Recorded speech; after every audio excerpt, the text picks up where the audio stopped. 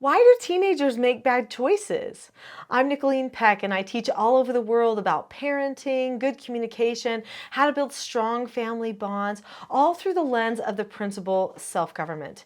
And in this video, we're talking about teenagers making bad choices.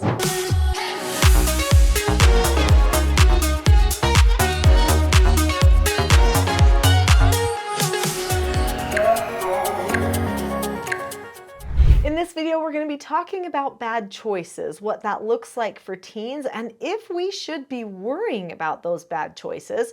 And then we're going to talk about what we can do to help teens that are making bad choices. I think most parents at one point or another worry about the choices that their children are making. And the reason why they worry about the choices is because they know that the child actually has a choice. Ultimately, the parents cannot control everything that the child does. This feels a little bit helpless for the parents, and they are hoping that the child will go back to their roots, their foundation, and not make bad choices.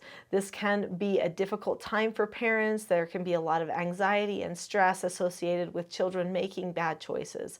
So let's talk about why a child might make a bad choice. Children make bad choices for a variety of reasons. Sometimes they make bad choices just because they have impulse problems.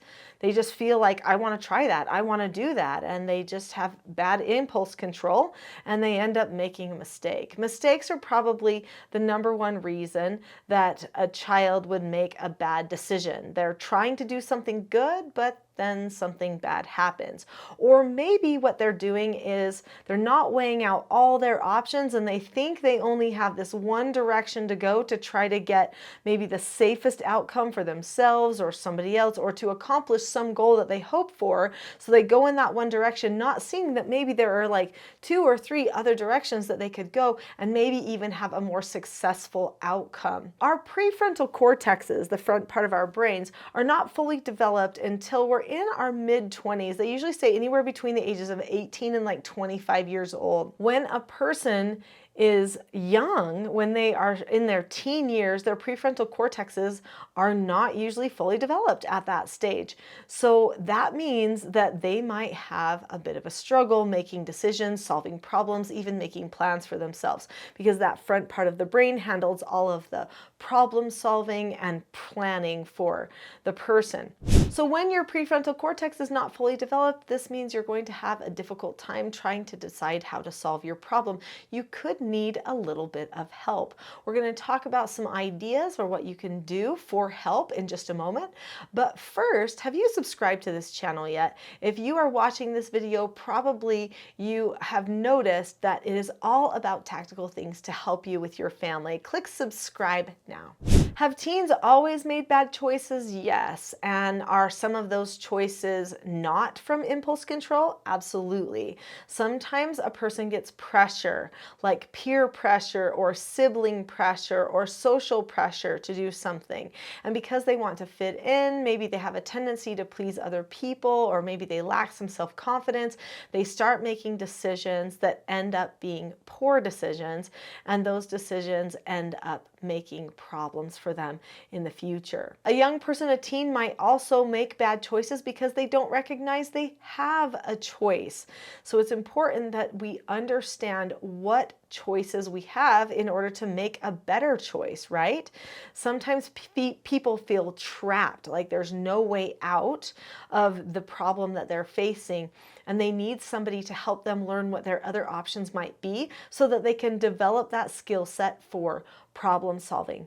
Another thing that can happen is if a person has the habit of blaming other people for their problems, they might not even see that making one choice or another choice really makes any difference at all. Now, you would think almost everybody would recognize cause and effect, but there are some people that feel like they're going through their lives so passively that everything is happening to them, and that they don't have any choices because everybody else is controlling. So instead they go looking for excuses instead of for choices. So this channel is called the Teaching Self-Government channel. It's all about helping parents and children learn how to govern themselves, learn how to create an environment where The children learn to take responsibility for themselves, and the parents do too. This type of environment usually requires deliberate training in problem solving and in skills that are going to be beneficial for communication and that problem solving as well. If you've seen some of my other videos on this channel, then you'll know I talk a lot about skill development. Things like following instructions, accepting no answers and criticism, accepting consequences, disagreeing appropriately, how to be calm when you feel like you're starting to go out of control, how to discuss openly with another person, how to correct another person, how to praise another person, how to pre-teach another person. The list goes on with the useful self-government skills that you can use for yourselves and while working with your children and others. But there is a mindset, I call it a S.O.D.A.S mindset, that I try to maintain throughout my entire parenting. The S.O.D.A.S mindset basically is a way of looking at a problem, and it's an open-minded way, a way where we don't look for excuses or people to blame, but instead we look for our choices. When a person is truly self-governed, they are acknowledging that they have a choice all of the time, and they're trying to find all the possible choices to make sure that they make the right choice. This book here is called a S.O.D.A.S journal. S.O.D.A.S is an acronym that stands for Situation, Options, Disadvantages, Advantages, Solution. This type of problem-solving exercise was something that I started using when I was doing therapeutic treatment care for troubled teens. What I recognized was that many times the teens were falling into bad choices, getting in with the wrong crowd, doing the wrong things because they didn't have a larger view of what they wanted to accomplish, and they didn't see what some of their other choices were. So in my TSG parenting course, I talk about creating a vision, a family vision for what you want your family to accomplish in the future. And I talk about how to set that up so that everybody gets a buy-in. But you should also have a personal vision and a vision for each relationship. Everyone should be thinking, what do I hope to accomplish? What do I see in the future if I keep pursuing this course? What do I hope the positive outcomes will be? That type of long view or big picture view helps a person try to determine if there are more choices than just one. Starting everything that you do in your family with a good family vision is going to be beneficial. And helping your teens develop a personal vision, like maybe a 5-year plan for their relationships, a 5-year plan for their academics, a 5-year plan for their social lives, maybe even a 10-year plan. You help them develop something to work toward. It may not be perfect immediately, that's okay. It's a direction that they're pointing themselves down the road. And then when they have another problem to solve, teach them about S.O.D.A.S so that they can solve the other little details of the problems in the moment. Hopefully those two things combined will help them as they are making choices. Now, the S.O.D.A.S worksheets that are in this book have a place where you write the situation. The parent helps construct the situation because there are good situations and bad situations. If you overdevelop the situation, it will actually decrease the amount of options that your youth has to work with. So then there's a place for them to put their options, the disadvantages and advantages to each option, their solution, and a place for you to debrief the situation.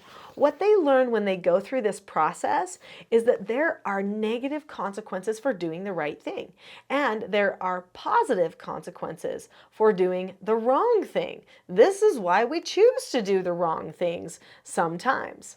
When a person is truly self-governing, they use all of the self-government skills on themselves. And I mean all, the children's skills as well as all of the adult skills. So when we teach our children self-government, we don't just teach them the 4 basic skills that they need to work with us, but we also teach them the 5 teaching styles and other calmness skills that they will need when they are adults too. The things that we're going to be using as we work with them, because we need all of them. So let's just talk about this 4 basic skills first though. When a person makes bad choices, it's usually because they first did not give themselves an instruction of what direction they wanted to head in a certain circumstance. They didn't do pre-teaching. So the 4 basic skills are following instructions, accepting no answers and criticism, accepting consequences, and disagreeing appropriately. The most basic of all those skills is following instructions. There's 5 steps to that.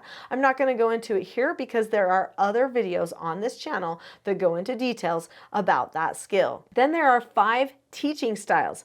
The second of the 5 teaching styles is pre-teaching. So if I pre-teach myself what to do in a certain circumstance and then instruct myself right in the moment, I'm probably going to be more successful. Also, if I pre-teach myself what to do in a certain circumstance or what not to do, let's say in a certain circumstance, and then I give myself a no answer right in the moment and I follow those 4 steps for accepting a no answer, then I'm probably going to be successful. But what if I don't follow my instruction for myself or give myself a no answer? Well, then I'm probably going to have to correct myself. That's another one of the 5 teaching styles. And I need to be prepared to accept the correction from myself, which is the third of the 4 basic skills, which is accepting consequences. So you see how these teaching styles and basic skills work together to help any person of any age be in control of themselves and move them forward in making decisions. But why would a person ever choose to give themselves a no answer or to give themselves an instruction and even take it a step further and correct themselves?